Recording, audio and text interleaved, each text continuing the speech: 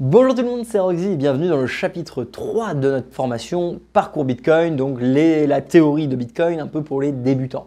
Ça va être un chapitre vachement intense, je vous préviens, parce qu'on va taper dans la tech. On va expliquer le lancement de Bitcoin, comme vous le voyez derrière moi. On va parler des transactions, des mineurs, de l'écologie et des nœuds. Donc ça va être très complet, j'espère que vous êtes toujours là à fond avec moi. Et on va tout de suite commencer avec le lancement de Bitcoin. J'ai fait des choix un peu bizarres quand j'ai lancé la formation et le livre en me disant en fait je vais expliquer Bitcoin et son lancement qu'au milieu et non pas au début. Parce que je pense que la monnaie est le plus important et je pense que comprendre comment on l'utilise c'est vachement important également.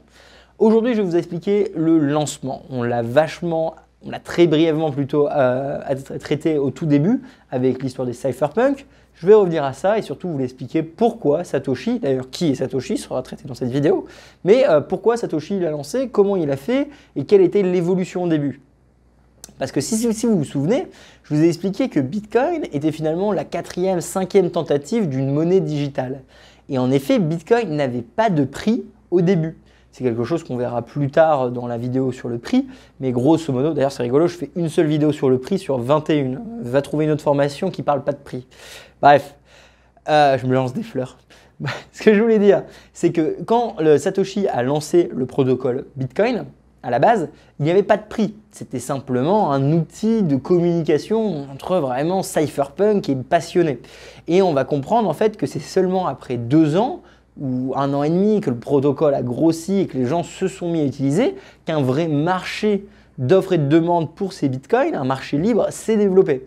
Et c'est super intéressant parce qu'on ne peut pas comprendre pourquoi Bitcoin est aujourd'hui si gros, si différent des autres crypto-monnaies étatiques ou des ICO ou des Ethereum et tout le bazar, sans vraiment réfléchir à, en fait, Bitcoin quand il est sorti, tout le monde s'en foutait, il y avait zéro marketing et il y avait zéro prix. C'est ce qu'on va essayer d'aborder ici dans cette vidéo sur le lancement du Bitcoin. 31 octobre 2008, Satoshi Nakamoto nous propose le White Paper Bitcoin, Bitcoin, a Peer-to-Peer Electronic Cash System, un système d'échange digital en pair à pair, du cash digital. Bitcoin est né de Internet. Bitcoin est né des cypherpunks et Satoshi avait compris ça et a exploité du coup, comme je l'ai déjà expliqué plusieurs fois maintenant, les ressources qui étaient disponibles pour créer Bitcoin. En fait, ce qu'a fait Satoshi, quand il a voulu dévoiler Bitcoin, c'est qu'il a dévoilé un white paper, une preuve de concept, un document littéralement de 8 pages qui explique comment fonctionne Bitcoin. Dans ce document, il cite des textes pionniers des cryptographeurs et des autres cypherpunks et également des tentatives de monnaie digitale. Donc on connaît déjà l'origine et le mouvement. Ce qui est vraiment révolutionnaire avec Bitcoin, en fait, c'est la façon dont Satoshi a réussi à mettre des technologies existantes tous ensemble pour permettre que Bitcoin fonctionne. À savoir la preuve de travail qui existait déjà avec de la cryptographie asymétrie, avec par exemple avec des systèmes de hachage, etc. En accompagnant, en fait, en assemblant toutes ces technologies, il a réussi à créer Bitcoin, qui est du coup la première monnaie digitale qui répond aux problèmes des généraux byzantins, comme on va le voir sur la vidéo plus mineure, donc technique. Ce qui est important à comprendre pour le lancement, c'est que grosso modo, Satoshi l'a fait par étapes. La première étape, c'était dévoiler à la mailing list des cypherpunks, une sorte de communauté de personnes passionnées par la cryptographie. Grosso modo, personne avant que Bitcoin existe ou très peu de personnes. Probablement pas vous parce que c'était définitivement pas moi et ces gens-là, ils connaissent Bitcoin depuis bien longtemps donc ils ne regardent pas mes vidéos. Mais grosso modo, un petit groupe de personnes qui étaient bizarrement les seules personnes techniquement capables de comprendre la white paper de Bitcoin.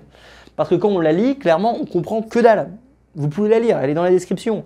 On va comprendre un petit peu, on va comprendre l'abstract, on va comprendre l'introduction, et puis après, on va plus rien comprendre.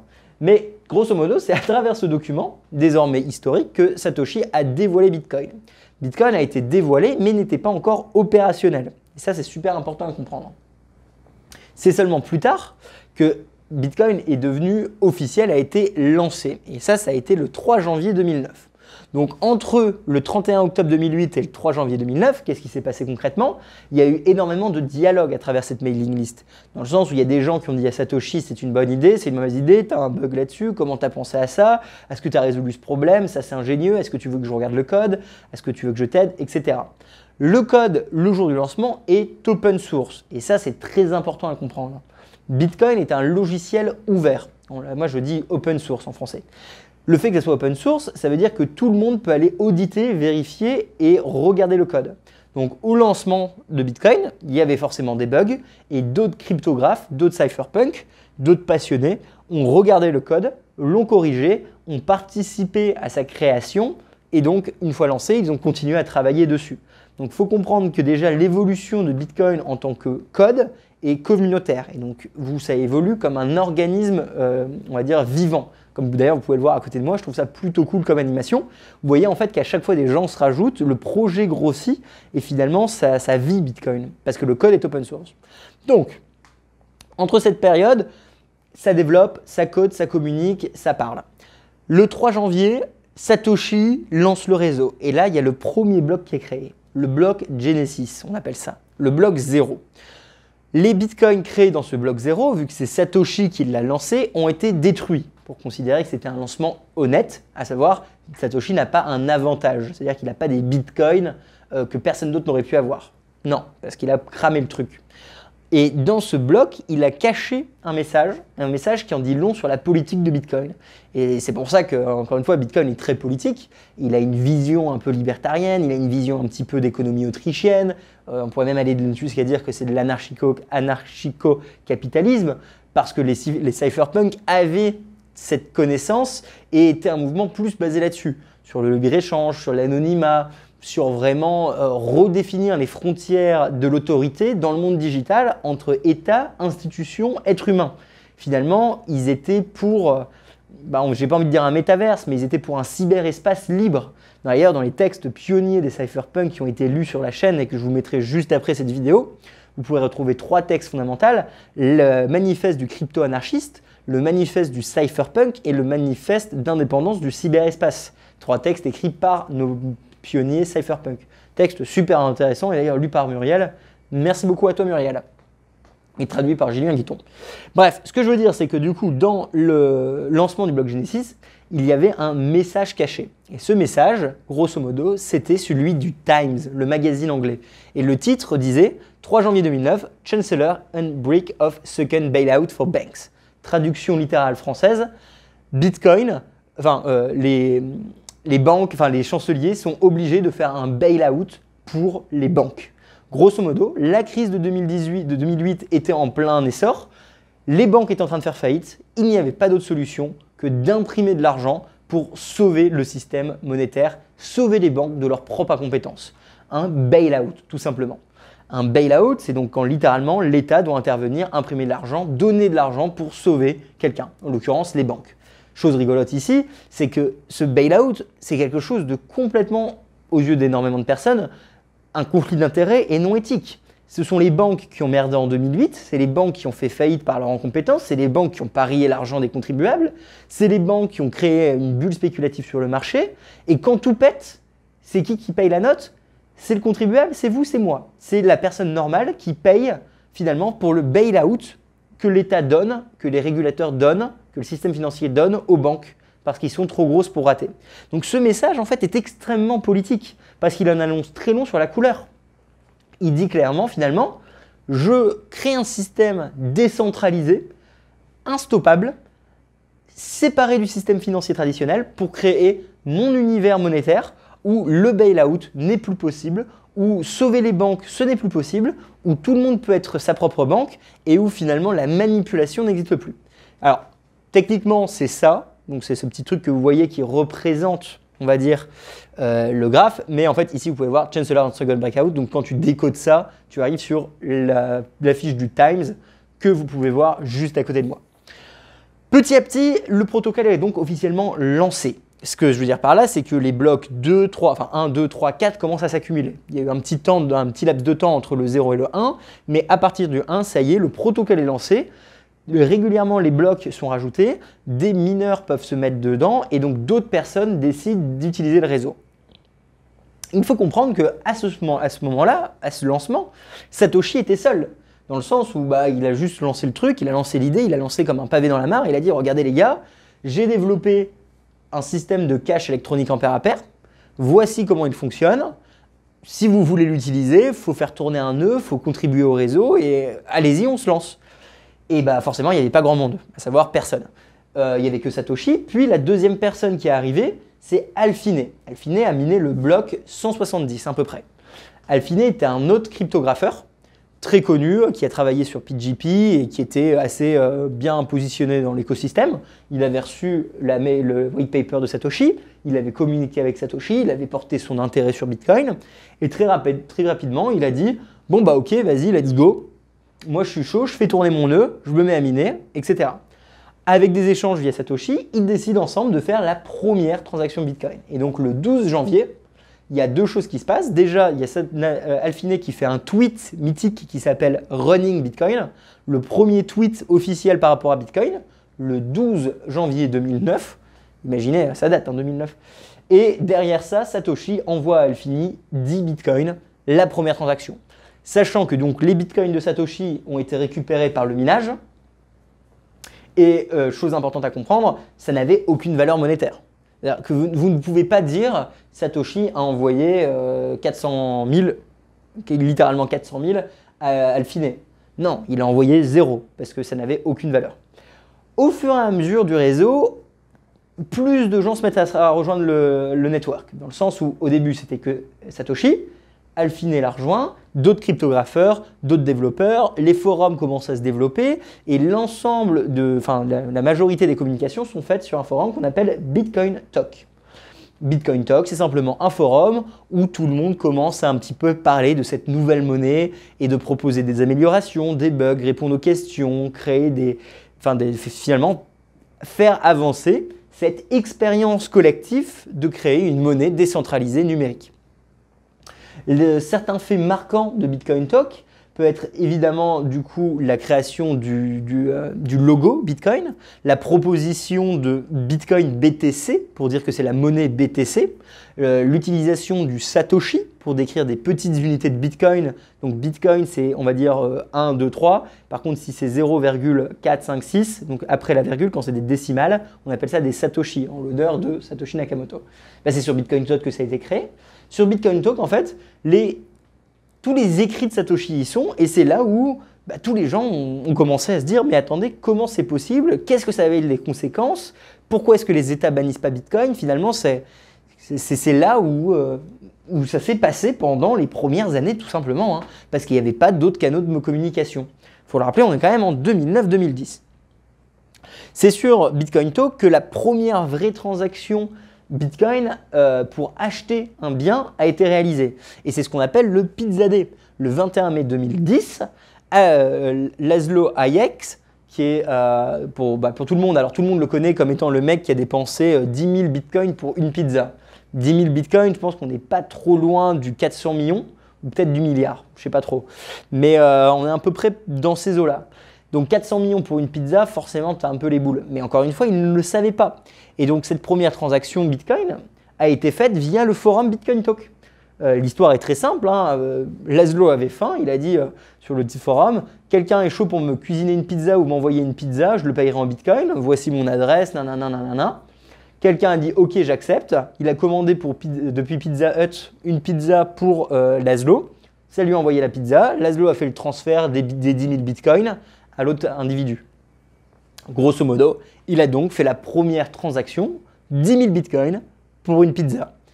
Il faut savoir que Laszlo n'était pas quelqu'un de peu connu, on va dire. C'était quelqu'un qui connaissait bien Bitcoin et qui contribuait déjà à l'époque au développement d'amélioration de software pour le minage de Bitcoin. Mais bon, ça c'est un peu des détails un petit peu trop techniques. Suite à ça, ça a fait son bout de chemin en fait. Tout simplement, Bitcoin est devenu de plus en plus connu. Au bout d'un moment, il y a Wikileaks qui s'est fait censurer par les États-Unis pour avoir dévoilé un certain nombre d'éléments compromettants auprès de l'armée américaine. Julian Assange, Snowden, je pense que vous connaissez un petit peu l'histoire, ou sinon, bah voilà, ce sont des personnes qui ont dévoilé en fait des scandales de guerre et d'espionnage de masse de la CIA envers le peuple américain. Et donc forcément, comme ils ont fait ça, tous leurs comptes bancaires ont été bloqués. Bitcoin étant un protocole d'envoi d'argent non censurable entre toi et moi, en pair à pair, on ne pouvait pas annuler une transaction Bitcoin, on ne peut pas l'arrêter, on ne peut pas la détruire, on ne peut pas la censurer. Donc finalement, Wikileaks a voulu utiliser Bitcoin pour passer la censure des États-Unis déjà en 2011. Et évidemment, ils l'ont fait au bout d'un moment. Bref, ce que je veux dire, c'est que ça a fait son petit bout de chemin. Les blocs de notre fameuse blockchain qu'on verra juste après dans l'épisode transactions ont continué. Les transactions sont commencées à s'accumuler et au final, même s'il y avait des blocs vides, de plus en plus de personnes se sont mis à utiliser le réseau. Très rapidement, des échanges se sont mis en place. Après plus de 2 ans, ça y est, il y avait un prix. Le prix d'un bitcoin était d'abord relié à l'électricité, qui était nécessaire pour faire tourner les ordinateurs qui permettaient de miner des bitcoins. Encore une fois, tout ce qui est mineur, on va le voir dans la vidéo après. Et au fur et à mesure, après, c'était plus le prix de l'électricité, c'était combien est-ce que les gens sont prêts à vendre leur bitcoin pour des biens et services. Puis après, c'était simplement un taux de change classique dans des plateformes d'échange. Et au bout d'un moment, il y a eu un marketplace, un échange, 2 échanges, 3 échanges. En 2011, en France, Paymium a été créé. Bitcoin.fr en 2011 également a été créé. Hein. Bonjour à vous les gars. Et ensuite, il y a eu des événements drastiques comme par exemple donc, Wikileaks, le premier halving, la division de 50 bitcoins vers 25 bitcoins comme on l'a déjà vu. Electrum, les premiers portefeuilles un peu mainstream sont apparus. La Silk Road s'est mis à utiliser Bitcoin. La Silk Road, c'est le dark web, hein, on va dire. C'est ce marché noir qui a permis la vente d'armes, de drogue, d'assassinats, etc. Finalement, utilise Bitcoin, a utilisé Bitcoin, d'ailleurs continue d'utiliser Bitcoin, même si c'est très minime, il utilise principalement Monero, vu que Monero est une autre crypto-monnaie plus anonyme que Bitcoin.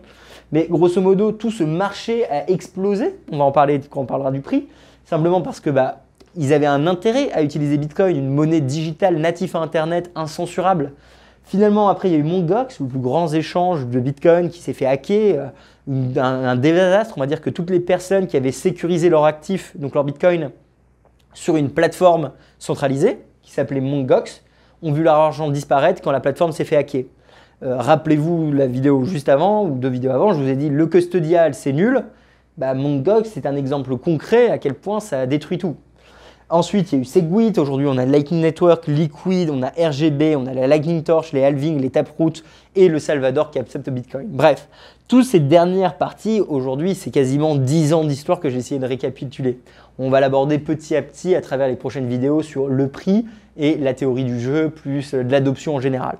Là où on peut en revenir sur nos débuts et notre lancement, c'est pour dire qu'on est passé d'un protocole avec 1 personne, 2 personnes, 10 personnes, 40 personnes, 100 000, enfin 10 000, 100 000, 1 million, 10 millions, 100 millions. Aujourd'hui, on est à 150 millions de personnes qui utilisent Bitcoin. Donc ça y est, je veux dire, c'est vraiment un réseau qui a grossi comme Internet. Et les origines de Bitcoin, en fait, sont très humbles. C'est une origine très petite. C'est simplement des pionniers qui ont voulu avoir cette vision idéale d'une monnaie digitale et qui ont réussi à créer ça. On en vient donc à la disparition de Satoshi. Satoshi a en effet disparu en 2010-2011 quand c'est devenu un petit peu trop tendu par rapport à la CIA et la surveillance qu'il y avait sur le protocole. Dans le sens où, comme je l'ai essayé de le dire plusieurs fois déjà, Bitcoin est simplement la 4e, 5e tentative de monnaie digitale. Et toutes les monnaies avant ont échoué parce qu'ils étaient centralisés, dans le sens où il y a quelqu'un qui allait en prison, il y a quelqu'un qui a dû payer des amendes, ils sont arrivés dans les bureaux, ils ont tout arrêté, ils ont tout détruit, etc. Le fait que Bitcoin soit décentralisé, ça veut également dire qu'il n'y a pas de leader. Ça veut dire qu'il n'y a pas une personne au pouvoir qui maintient l'organisme et qui décide des directions. C'est un organisme en fait commun. Et donc Satoshi, qui est anonyme de base, et on va en parler tout de suite après, a décidé de disparaître le jour où c'est devenu trop tendu. Son second, David Anderson, a été audité par la CIA. Ensuite, il a informé Satoshi et suite à cette information, Satoshi a disparu, préférant finalement laisser le protocole aux mains de la communauté, qui était déjà assez grande, assez robuste, et disparaître pour ne plus influencer. Cette disparition, même si c'est anodin sur ce poster parce que c'est en bas à gauche, est extrêmement importante. Qui est Satoshi? On ne sait pas. Je vous inviterai d'ailleurs à regarder le documentaire de Rémi Forté sur Arte sur le mystère Satoshi. Je pense que juste après ça, ce serait intéressant de le regarder parce que c'est un excellent documentaire. Mais donc, qui est Satoshi? Eh bien, en fait, on ne sait pas. Ça peut être une personne, un groupe de personnes, une femme, un homme, il peut être mort ou vivant. Personne ne le sait et personne ne le saura jamais, simplement parce que nous sommes tous Satoshi. Satoshi est une idée. Satoshi est quelqu'un qui a réussi à résoudre un problème informatique assez non résolu jusqu'à présent, le problème des généraux byzantins. Il a réussi à créer la monnaie native à Internet, qui était souvent louée des cypherpunks et des communautés très libertariennes. Il a réussi finalement à détrôner le pouvoir des États sur la monnaie. Et en fait, si tu réfléchis un petit peu plus à qui est Satoshi, Satoshi est Prométhéeus. Dans la religion grecque, Prométhéeus a volé le feu des dieux pour le donner aux hommes. Et parce qu'il a fait ça, il a été accroché à un rocher et tous les jours, un aigle vient lui prendre les yeux ou manger le foie ou le cœur. Je ne sais plus lequel des trois. Mais grosso modo, il est torturé toute la vie à l'infini. Satoshi, c'est exactement pareil. C'est quelqu'un finalement qui a réussi à détruire le pouvoir des États, à frapper la monnaie et la donner au peuple. À partir de maintenant, comme Satoshi a simplement lancé Bitcoin et les gens se sont mis à l'utiliser, aujourd'hui, nous avons une alternative décentralisée, monétaire, séparée du système traditionnel, une monnaie saine, non censurable, non dévaluable, accessible pour tous, open source. Ça, jamais ça n'aurait dû être légal. Jamais aucun État l'aurait créé, jamais aucune institution l'aurait toléré. Et la seule raison pour laquelle aujourd'hui vous m'entendez en parler et vous pouvez peut-être l'utiliser, c'est parce que Satoshi l'a fait dans l'anonymat, c'est parce que Satoshi l'a fait à très petite échelle et ensuite le protocole a grossi et c'est parce qu'il a disparu. Si Satoshi serait en vie aujourd'hui, il serait probablement tué, mort, assassiné, jugé ou en prison. Parce qu'il a finalement défié les dieux du système. Et c'est passionnant ça. Donc Satoshi a disparu. On a aujourd'hui simplement tous ses écrits, c'est-à-dire toutes les citations qu'il a dit. Je vous invite d'ailleurs à lire le livre de Phil Champagne sur qui était Satoshi. Hein, donc c'est un super bouquin, le Book of Satoshi. J'en ai traité dans pas mal de vidéos. Et aujourd'hui, Bitcoin, comme je l'ai dit, continue à faire son chemin. Bitcoin ne peut plus être arrêté. Le réseau est trop grand, trop décentralisé. Il y a trop de développeurs, trop d'infrastructures. Mais tout ça, c'est simplement parti d'un bout de papier de 8 pages. C'est ça un petit peu le lancement de Bitcoin. C'est plutôt passionnant comme vous avez pu le voir. La vidéo est un peu plus longue que les autres. Il faut s'attendre à des vidéos plus longues pour ce chapitre. De toute façon, c'est inévitable. Mais voilà, il y a beaucoup à dire sur l'origine de Bitcoin. Ça mérite un livre entier hein, qui sera sûrement créé par quelqu'un. Si c'est personne, ce sera moi un jour. Mais sachez que c'est plutôt passionnant de savoir que un Bitcoin aujourd'hui à 40 000, c'est quelque chose qui était pensé dès le début par les gens et en même temps inimaginable par ces mêmes gens. Ce que je veux dire par là, c'est que les gens ont très vite théorisé le fait que si Bitcoin, en effet, il n'y en a que 21 millions et que le protocole venait à grossir et concurrencer les monnaies, naturellement, un Bitcoin vaudrait très cher. Et en même temps, ils ont dit ça quand Bitcoin valait littéralement zéro et qu'il n'y avait personne qui était prêt à vendre ou acheter du Bitcoin. Il n'y avait même pas de marché quand ils ont déjà imaginé ça, ces gens-là. Et c'était déjà dire que, en regardant le code de Bitcoin, ils ont réalisé que ça allait révolutionner le monde. Ils ont réalisé en 2009, 2010, 2011 qu'en fait, Bitcoin allait littéralement détruire les nations. Et ça, c'est quelque chose de très fort. Et seulement des gens qui étaient initiés à la cryptographie, à l'économie autrichienne, au libertarianisme, excusez-moi, et à toute cette école de pensée, qui ont pu voir finalement la révolution qui est en train de s'épandre sous nos pieds, littéralement. Et ça, je trouve ça absolument passionnant à étudier. Qu'on aime Bitcoin ou non, on ne peut que admirer le fait que des gens, il y a littéralement 10 ans, quand Bitcoin n'avait aucun prix, ou 3 centimes, 0,001 centime, vous voyez déjà un Bitcoin dominer le monde. Bref, je vous laisse pour cette vidéo. On se retrouve dans la vidéo juste après sur comment fonctionne une transaction Bitcoin. Donc là, on va vraiment finalement comprendre enfin le bilan de tout ce qu'on a parlé, hein, à savoir l'aspect monétaire, l'aspect plus technologique et les portefeuilles. Donc qu'est-ce que ça se passe, comment ça fonctionne quand tu prends un portefeuille, un deuxième portefeuille et hop, magique, l'argent passe de l'un à l'autre sans banque. C'est peut-être le plus important, donc vidéo prochaine. En attendant, merci à mes Patreons, merci à vous tous de me soutenir via les e-commerce, merci à vous de liker, partager.